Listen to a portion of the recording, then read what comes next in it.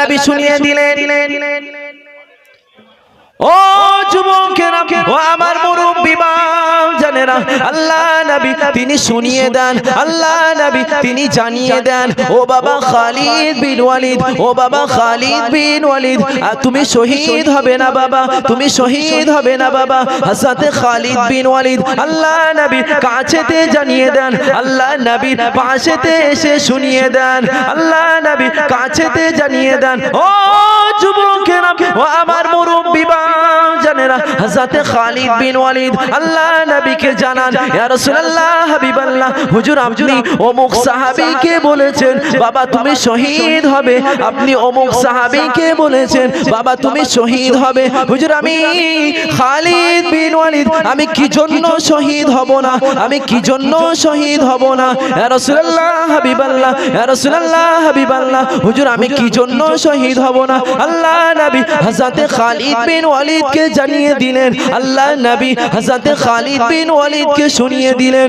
ও যুবকেরা, ও আমার মুরব্বি জানেরা, আল্লাহ নবী জানান, আল্লাহ নবী শুনিয়ে দেন, ও বাবা খালিদ বিন ওয়ালিদ তুমি হলে ইসলামের জন্য তলোয়ার, তোমার নাম হলো সাইফুল্লাহ, সাইফুল শব্দের অর্থ হলো তলোয়ার। আল্লাহ পাক তোমাকে কোন কাফেরদের কাছে ইসলামের জন্য শহীদ করাবে না বাবা, তোমার নামের অর্থ হলো সাইফুল, তোমার নামের অর্থ হলো তলোয়ার। এই জন্য আল্লাহ পাক জানিয়ে দেন, ও বাবা খালিদ বিন ওয়ালিদ তুমি ইসলামের জন্য শহীদ হবে না বাবা, তোমার নামের অর্থ হলো সাইফুল শব্দের অর্থ হলো ইসলামের জন্য তলোয়ার। জোরে বলুন সুবহান, আর একটু জোরে বলুন সুবহান।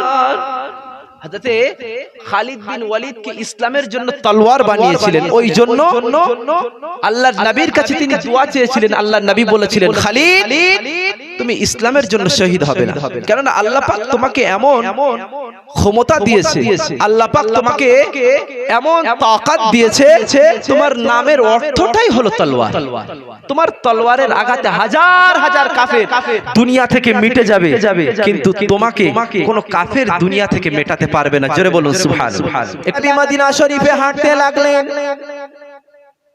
ও যুবকেরা, ও আমার মুরব্বি জানেরা, আল্লাহ নবী মদিনা শরীফে হাঁটতে লাগেন, আল্লাহ নবী মদিনা শরীফে হাঁটতে লাগেন। তখন মদিনা শরীফের কবরস্থান ছিল না, কবরস্থান ছিল না।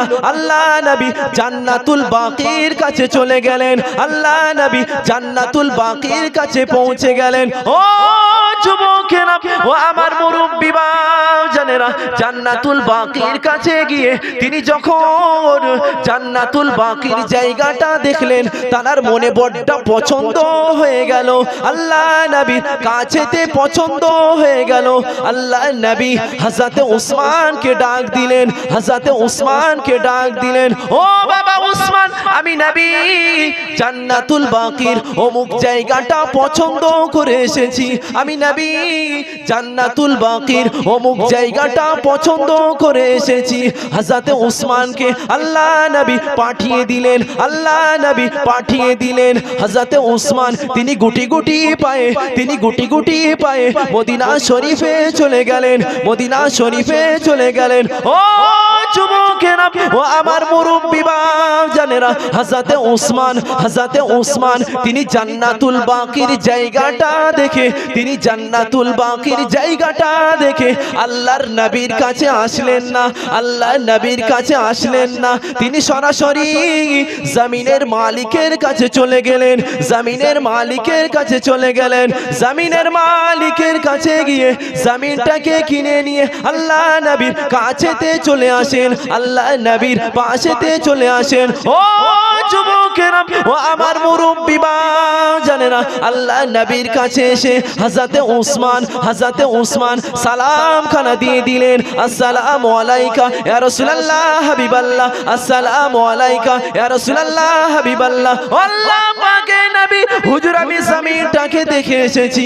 আল্লাহ নবী হযরত উসমানকে জিজ্ঞাসা করেন, ও বাবা উসমান জায়গাটা তোমার কেমন লেগেছে বাবা, জায়গাটা তোমার কেমন পছন্দ হয়েছে বাবা হযরতে উসমান আল্লাহ নবী কাছেতে জানিয়ে দিলেন, আল্লাহ নবীর পাশেতে এসে জানিয়ে দিলেন, ইয়া রাসূলুল্লাহ হাবিবাল্লাহ, ইয়া রাসূলুল্লাহ হাবিবাল্লাহ, হুজুর আমি উসমান কিভাবে অপছন্দ করতে পারি? হুজুর আপনি যেটা পছন্দ করেছেন, আপনি যেটা পছন্দ করেছেন, আমি উসমান সেটাকে কিভাবে অপছন্দ করতে পারি? হুজুর আমি উসমান আপনার পছন্দনীয় জায়গাটাকে কিনে এনে আপনার পদতলে আমি হাদিয়া করে দিলাম। জোরে বলুন সুবহান, আর একটু জোরে বলুন সুবহানাল্লাহ।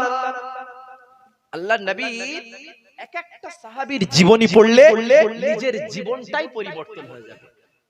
ওহ আমার নবী পাকের সাহাবীদের যে এত কষ্ট, আমার নবী পাকের সাহাবীদের যে এত দুঃখ দিয়েছে, আমার নবী পাক তিনি হযরত উসমানের দানকে এতটা পরিমাণ আল্লাহ পাকের কাছে পছন্দ হয়ে গিয়েছিলেন, আমার নবী পাকের সাহাবী হযরত উসমানের দানটা এত পরিমাণ আল্লাহ পাক পছন্দ করে নিয়েছিলেন, আল্লাহ পাক স্বয়ং হযরত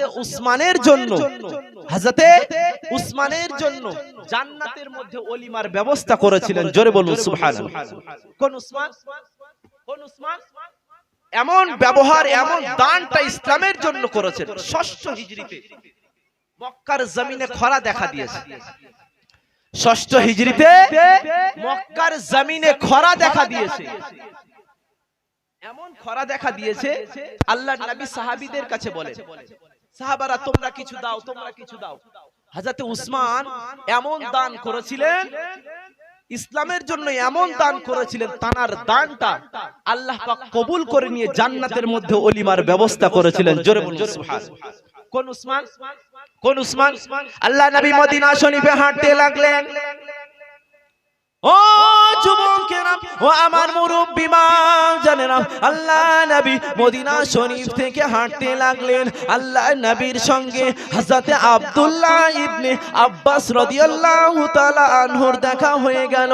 আল্লাহ নবীকে জানান, ইয়া রাসূলুল্লাহ হাবিবাল্লাহ, ইয়া রাসূলুল্লাহ হাবিবাল্লাহ, ও আল্লাহ পাকের নবী, হুজুর আপনি একটু দাঁড়িয়ে যান, হুজুর আপনি একটু দাঁড়িয়ে যান, অনেকটা দিন হয়ে গেল আপনার সঙ্গে সাক্ষাৎ নাই, অনেকটা দিন হয়ে গেল আপনার সঙ্গে কথা নাই। ইয়া রাসূলুল্লাহ হাবিবাল্লাহ, হুজুর একটু যদি দাঁড়িয়ে যেতেন, একটু যদি দাঁড়িয়ে যেতেন, তাহলে আপনার সঙ্গে মনের কথাটা বলতাম। ইয়া রাসূলুল্লাহ হাবিবাল্লাহ, হুজুর একটু দাঁড়িয়ে যান।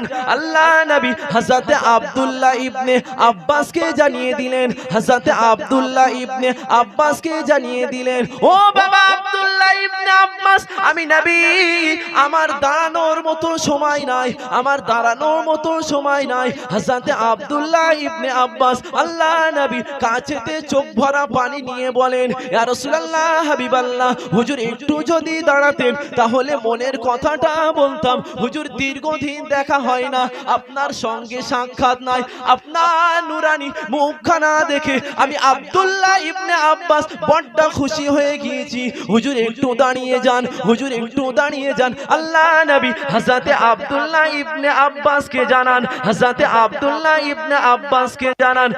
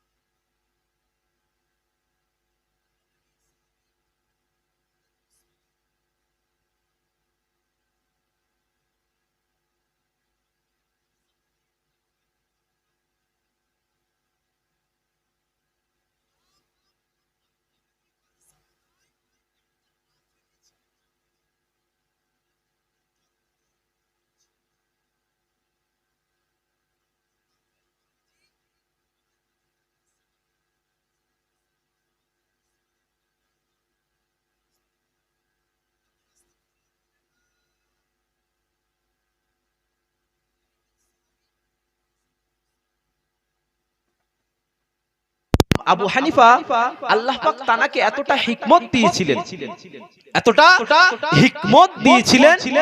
ইমাম আবু হানিফা এই রাফেজিকে বলে, রাফেজি তোমার যে কন্যা আছে বিবাহের যোগ্য, তার জন্য একটা যোগ্য পুত্র সন্তান দেখেছি, তার জন্য একটা যোগ্য পুত্র সন্তান দেখেছি।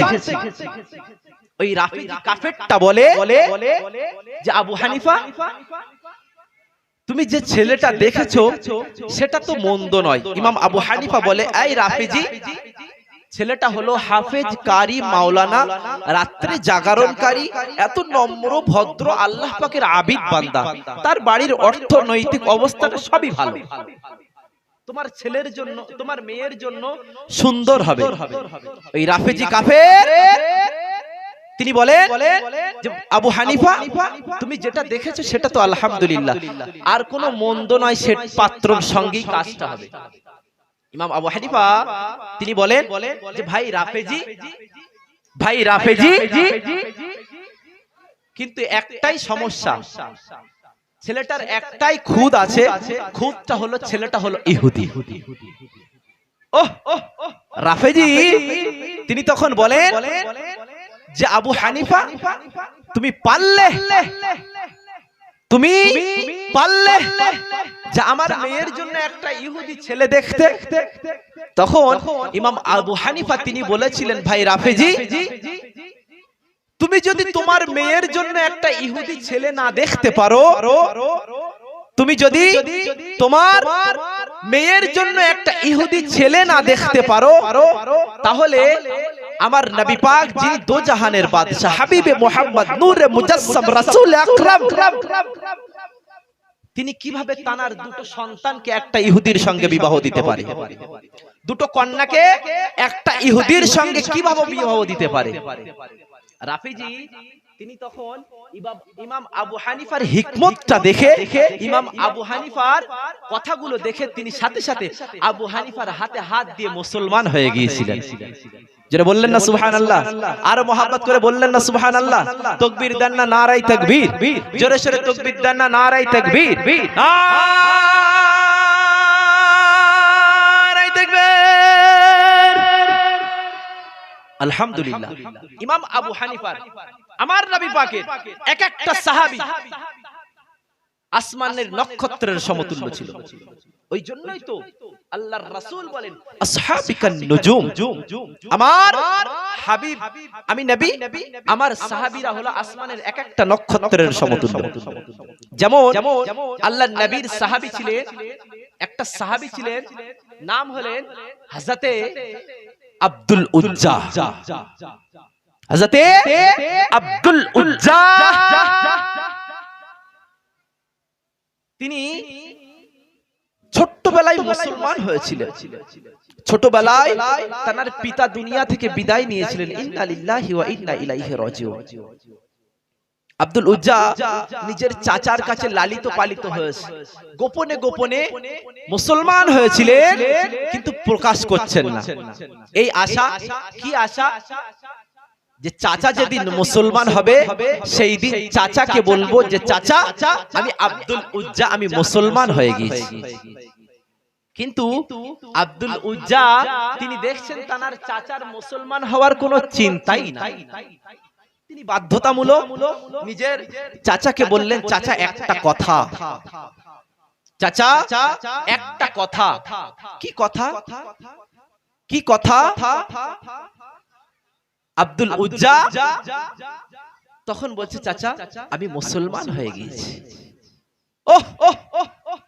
কাফের চাচা, তার হৃদয়টা এতটা শক্ত, তিনি যেই না বলেছেন আমি মুসলমান হয়েছি, চাচা আব্দুল উজ্জার কাছ থেকে সমস্ত অর্থ সম্পদ ধন সম্পদ সব ছিনিয়ে নিয়েছে। কিতাবে আসে আব্দুল উজ্জার শরীরে যে কাপড়টা ছিল, যে তোহবান ছিল, যে চাদরটা ছিল, সেই চাদরটাও কেড়ে নিয়েছে। আল্লাহর রাসূলের সাহাবী ও যুবকেরা, ও আমার মুরব্বি বাপ জানেরা, আল্লাহ নবী সাহাবী হযরতে আব্দুল্লাহ আল্লাহ নবীর কাছেতে চলে আসলেন, আল্লাহ নবীর পাশেতে চলে আসলেন, আল্লাহ নবীর কাছেতে তিনি থাকবেন। মদিনা শরীফে চলে এলেন, রাত হয়ে গেল, না খাওয়া না দাওয়া, না খাওয়া না দাওয়া, শরীরে কোনো কাপড় নাই, শরীরে কোনো কাপড় নাই, এত গরিব, এত অসহায় হয়ে গিয়েছে, এত গরিব, এত অসহায় হয়ে গিয়েছে। তানার চাচা তানার কাছ থেকে সমস্ত জিনিসটা কেড়ে নিয়েছে। তিনি চোখ ভরা পানি নিয়ে আল্লাহ নবীর কাছেতে চলে যাবেন। তিনি উলঙ্গ হয়ে গিয়েছেন, নিজের মায়ের কাছে চলে গেলেন। মা আমার আব্দুল উজ্জা হযরতে আব্দুল্লাহ তানার চোখ ভরা পানি দেখে মায়ের নয়ন থেকে পানি পড়ে যায়। ও যুবকেরা, ও আমার মুরব্বি বাপ জানেরা, আব্দুল উজ্জার অবস্থা দেখে তানার মায়ের চোখ থেকে টপ টপ করে পানি পড়ে যায়। আব্দুল উজ্জার মা তিনি নাকে মুখে কাপড়টা দিয়ে, নাকে মুখে কাপড়টা দিয়ে তিনি সরাসরি নিজের সন্তানের কাছে একটা কাপড় ছুঁড়ে দিলেন, একটা কাপড় ছুঁড়ে দিলেন।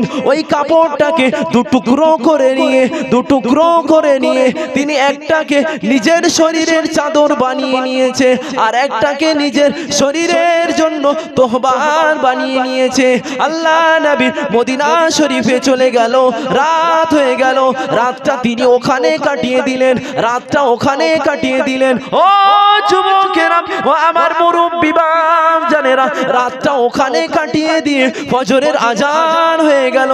ফজরের নামাজটা আদায় করে আল্লাহ নবী সাহাবাদের দিকে ফিরে ফিরে তাকান, আল্লাহ নবী সাহাবাদের দিকে ঘুরে ঘুরে তাকান। আল্লাহ নবী হযরতে আব্দুল্লাহ তানাকে জিজ্ঞাসা করেন, ও বাবা ছেলে, তোমার বাড়ি কোথা বাবা? তুমি কোথা থেকে এসেছো বাবা? তোমার নাম কি বাবা? হযরতে আব্দুল্লাহ আল্লাহ নবী সামনেতে চলে আসলেন, আল্লাহ নবীর পাশেতে চলে আসলেন। ও যুবকেরা, ও আমার মুরব্বি বাপ জানেরা, হযরতে আব্দুল্লাহ আল্লাহ নবীর কাছেতে দাঁড়িয়ে গেলেন। আসসালামু আলাইকা ইয়া রাসূলুল্লাহ হাবিবাল্লাহ, আসসালামু আলাইকা ইয়া রাসূলুল্লাহ হাবিবাল্লাহ। আল্লাহ পাকের নবী, হুজুর আমি মুসলমান হয়ে গিয়েছি, আমি ইসলাম ধর্ম গ্রহণ করে নিয়েছি হুজুর, আমি চাচার কাছে লালিত পালিত হয়েছি হুজুর, চাচার কাছে আমি যেই না বললাম আমি মুসলমান হয়েছি, চাচা আমার কাছ থেকে সমস্ত রকম অর্থ সম্পদ ধন সম্পদ কেড়ে নিয়েছে। ও যুবকেরা, তিনি সমস্ত রকম ধন সম্পদ কেড়ে নিয়ে তিনি চাচার কাছ থেকে তাড়িয়ে দিলেন, সমস্ত রকম অর্থ সম্পদ কেড়ে নিয়ে তানার কাছ থেকে তাড়িয়ে দিলেন। ইয়া রাসূলুল্লাহ হাবিবাল্লাহ, হুজুর আমি আপনার কাছে আসবো বলে আমার মায়ের কাছ থেকে একটা চাদর নিয়ে নিয়েছি, একটা চাদরটাকে নিয়ে আমি দুটুকরো করে নিয়ে একটাকে নিজের শরীরের কাপড় বানিয়েছি, চাদর বানিয়েছি, অপরটাকে নিজের শরীরের তোহবার বানিয়ে নিয়েছি। ইয়া রাসূলুল্লাহ ইয়া হাবিবাল্লাহ, হুজুর আপনার কথা মতো আমি নিজের সতরটা ঢেকে নিয়েছি, যাতে ফরজটা তরক না হয়ে যায়, যাতে ফরজটা ছেড়ে না যায়। ও যুবকেরা, হযরতে আব্দুল্লাহ আল্লাহ নবী সামনেতে দাঁড়িয়ে গেলেন। আল্লাহ নবী হযরতে আব্দুল্লাহকে বলেন, ও বাবা ছেলে, তোমার নাম হলো এতদিন আব্দুল উজ্জা, তোমার নামের অর্থ হলো উজ্জার বান্দা, তুমি উজ্জার বান্দা না? আমি নবী আজ থেকে দিয়ে দিলাম তোমার নাম হলো আব্দুল্লাহ। জোরে বলুন সুবহানাল্লাহ, আর একটু জোরে বলুন সুবহান। হযরতে আব্দুল উজ্জা চাচার কাছে লালিত পালিত হয়েছে, আল্লাহর রাসূলের কাছে আসলেন, নিজের মায়ের কাছ থেকে একটা চাদরটাকে নিয়ে দুভাগ করে নিয়ে একটা নিজের শরীরের কাপড় বানিয়েছে, আর একটা নিজের শরীরের তোহবান বানিয়ে নিয়েছে। আল্লাহর রাসূল জানিয়েছিলেন, এ আব্দুল উজ্জা, তোমার নামের অর্থ হলো উজ্জার বান্দা, তুমি তো উজ্জার বান্দা, তুমি তো দেব দেবীর বান্দা না, তুমি আমার আল্লাহ পাকের বান্দা। অতএব আমি নবী আজ থেকে তোমার নাম দিয়ে দিলাম আব্দুল্লাহ, তুমি হলেন আল্লাহ পাকের বান্দা। জোরে বলুন সুবহানাল্লাহ। তিনি আল্লাহর নবীর কাছে বলেছিলেন, ইয়া রাসূলুল্লাহ, ইয়া হাবিবাল্লাহ, হুজুর একটু দোয়া করে আল্লাহ পাক যেন আমাকে কাফেরদের কাছ থেকে, আল্লাহ পাক যেন আমাকে কাফেরদের কাছে যুদ্ধের ময়দানে শহীদ করিয়ে দেয়। আল্লাহর রাসূল হাত তুলে দোয়া চেয়েছিলেন, আল্লাহ আবার আব্দুল্লাহর রক্ত কাফেরদের জন্য আপনি হারাম করে দেন। জোরে বলুন সুবহানাল্লাহ। তিনি অঝর নয়নে টপ টপ করে পানি ফেললেন, চোখ থেকে পানি পড়ছে। পানি পড়তে পড়তে কিতাবের মধ্যে এসেছে আল্লাহর নবী দাপনা মুবারকে, উরু মুবারকের মধ্যে মাথাটা রাখলেন। তিনি দুনিয়া থেকে কাঁদতে কাঁদতে চিরতরের মতো আল্লাহর ডাকে সাড়া দিয়েছেন, ইন্না লিল্লাহি ওয়া ইন্না ইলাইহি রাজিউন। যেমন আমার নবী পাকের কাছে দোয়া চেয়েছিলেন হযরতে খালিদ বিন ওয়ালিদ, হযরতে খালিদ বিন ওয়ালিদ আল্লাহর নবীর কাছে দোয়া চেয়েছিলেন, হুজুর একটু দোয়া করে আমি খালিদ বিন ওয়ালিদ ইসলামের জন্য শহীদ হতে চাই। কতক্ষণ সময় আর?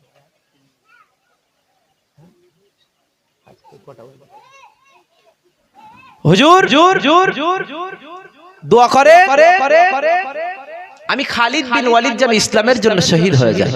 সময় একেবারেই স্বল্প, আর দীর্ঘায়িত নয়। সকলে একটু মহব্বতের সাথে দরুদ শরীফ পড়েন। একটা গজল বলি, আলহামদুলিল্লাহ সমাপ্ত করে দেবো। মহব্বতের সাথে দরুদ শরীফ পড়েন। আল্লাহুম্মা সাল্লি আলা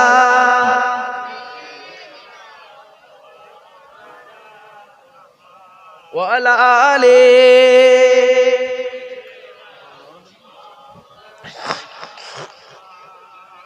আল্লাহুম্মা সাল্লি আলা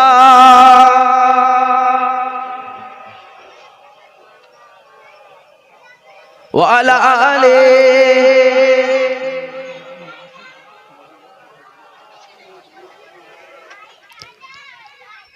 কে আসলো বলে এই পৃথিবী হলো উজালা,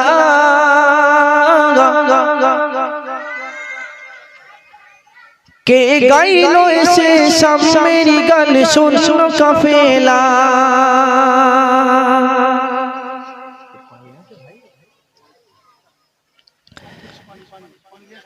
কে আসলো বলে এই পৃথিবী হলো উজালা,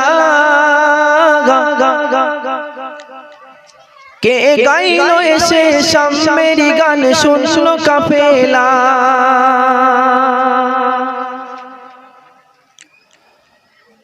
ও হাশিম মাকি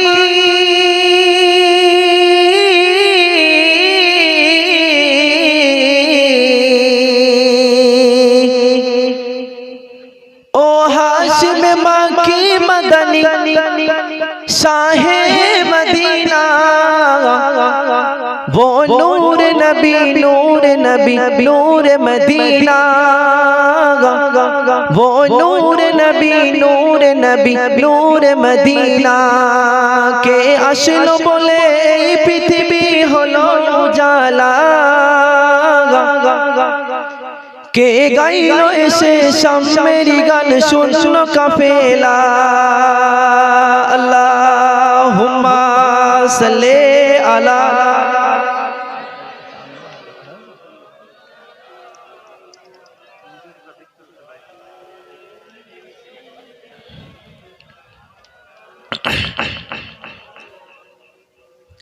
আহমদ মুহাম্মদ যিনি আখেরি নবী, যার ওসিলাতে সৃজন হলো সুন্দর পৃথিবী। জোরে বলেন সুবহানাল্লাহ। আমার নবী পাকের ওসিলায় এই সুন্দর পৃথিবী সৃষ্টি হয়েছে। জোরে বললেন না সুবহানাল্লাহ।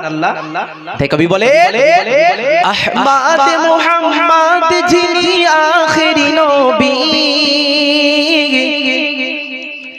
যার ওসিলাতে সৃজন হলো সুন্দর পৃথিবী, তার রূপের জ্যোতি